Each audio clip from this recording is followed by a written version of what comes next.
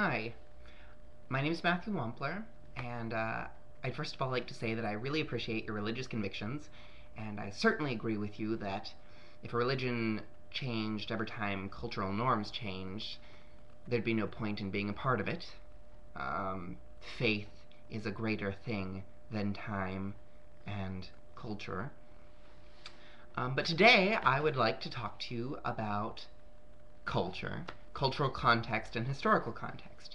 Near the end of your video, you briefly tagged on a bit about Sodom and Gomorrah and the Roman Empire. And I would just like to discuss those with you real quick. Sodom and Gomorrah. Many scholars think that it's actually a story about hospitality.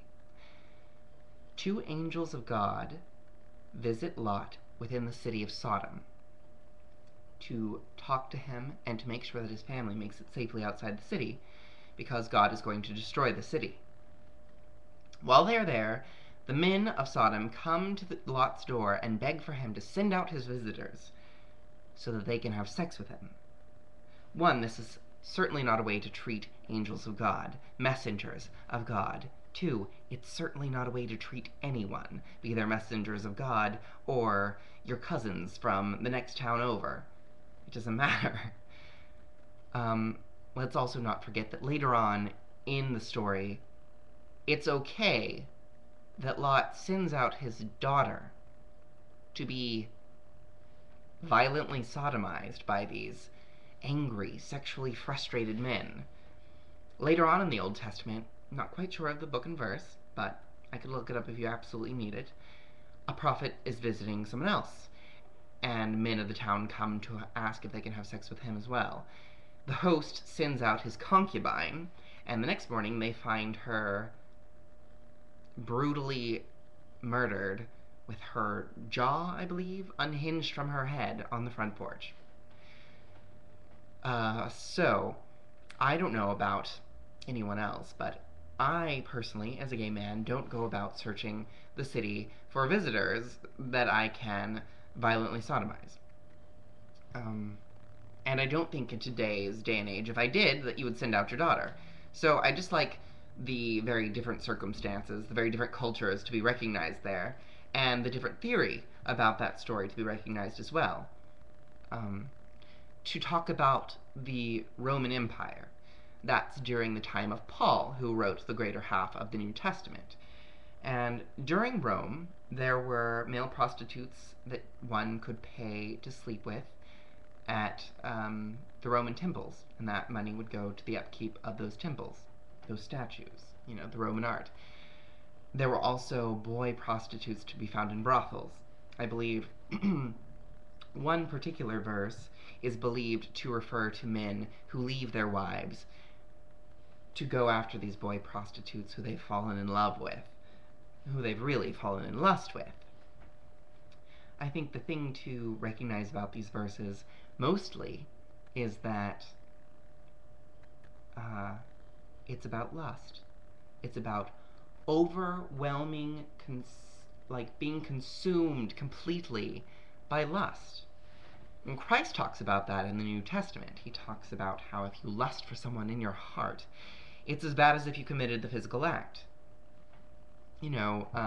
David of the Old Testament, who was a man after God's heart. His greatest sins were sins that involved the pride of the flesh. When he killed Bathsheba's husband and slept with her. That was one of the most notable sins of his lifetime. And it was because of his motivation, purely driven by lust. He saw her bathing in the moonlight and had to have her. In today's society, I, as a gay man, want a relationship. I want to be married in this society. My relationship is not focused upon sex any more than any heterosexual relationship is. It's motivated by my feelings for them. And so I would just like to encourage you, when talking about the right or wrong of a topic, to realize when certain topics are biblically up for debate. Because this one certainly is. I wouldn't say that uh, gays are condoned by Christ, and there are verses in the Bible that say, yay, gays. But I would say that, conceptually, that you should know when you're leading right life, and I certainly believe that I am. I'm convicted that those verses don't apply to me because they don't talk about anything that I do in my lifestyle. They don't talk about my relationship. They don't even come close to touching it. So realize other people's convictions about the Bible. Don't just go about saying that the Bible absolutely does say that it's wrong. Realize that. The debate there. The scholarly debate there. Once again, thank you for your convictions. I so much appreciate when someone knows what they believe. It's so important to know what you believe. But also important to constantly be doing your research. So, thank you, and have a nice day. Maybe I'll talk to you again another time.